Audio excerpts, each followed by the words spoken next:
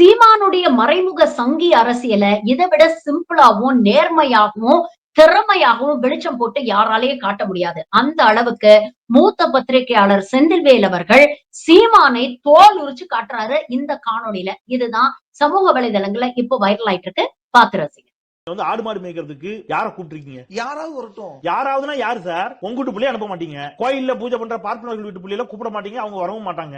ஏற்கனவே கலெக்டரா இருக்கிறவர், ஏற்கனவே வாத்தியாரா இருக்கிறவர், ஏற்கனவே வக்கீலா இருக்கிறவர், ஏற்கனவே டாக்டரா இருக்கிற பிள்ளைல வராது இல்ல சார். இப்ப நீங்க யார கூப்பிடுறீங்க? ஏற்கனவே ஆடு மாடு மேய்க்கிறவங்க. அப்ப இப்ப இது எவ்வளவு பெரிய ஏமாற்று வேலை. தமிழ்நாடு பிராமண சங்க தலைவர் ஒரு பேட்டி கொடுத்திருக்கிறார். அந்த பேட்டியில வெளிப்படையா சொல்றாரு, சார் ஸ்கில் லேபர் இல்ல சார் அப்படிங்கிறாரு. ஒரு பக்கம் என்ன சொல்றாரு, நாங்க புத்திசாலி. பாஸ்கின் ஒரு நடிகர் பேசுறாரு, உலகத்திலேயே மிக புத்திசாலியான சமூகம் பிரம்மன் பிராமின், நாங்க புத்திசாலி சொல்லிட்டு அடுத்து என்ன சொல்றாரு, இந்த திராவிட கட்சி சீரழிச்சிடுச்சு சார். இன்னைக்கு பாருங்க, வட இந்தியால இருந்து அங்க வர்றான் சார் வேலைக்கு. ஸ்கில் லேபரே இல்ல, பிளம்பரு வெல்டரு ஹோட்டல்ல வேலை பார்க்கறதுக்கு ஆள் இல்ல சார் அப்படிங்கிறாரு. உங்காத்து பிள்ளை ஆண்டான வேலை செய்ய சொல்லுங்க சார். நாங்க கேட்போமா இல்லையா? உங்காத்து பிள்ளை ஆண்டா எங்க படிக்கிறான்? அமெரிக்கால படிக்கிறான் அம்பி. அப்ப நீங்க அம்பிய பேஷா எங்க படிக்க வச்சிருவேல்? அமெரிக்காக்கு அனுப்பிடுவேல். நீங்க உங்க வீட்டுல கக்கூஸ் கழுவுறதுக்கும் பிளம்பிங் வேலை பார்க்கறதுக்கும் எலக்ட்ரிக்கல் வேலை பார்க்கறதுக்கும் வட இந்தியால இருந்து வர்றான். பாத்தீங்களா சார், திராவிட கட்சி இப்படி ஆக்கி விட்டுருது. எஜுகேஷனை சீரழிச்சிட்டா சார். இந்த டோனுக்கு சீமான் பேசுற டோனுக்கு என்ன வித்தியாசம்? அதே வேற டோன்ல பேசு, சுகர் கோட்டடா பேசுறாரு, தமிழ் தேசியம்ங்கிற பேர்ல பேசுறாரு.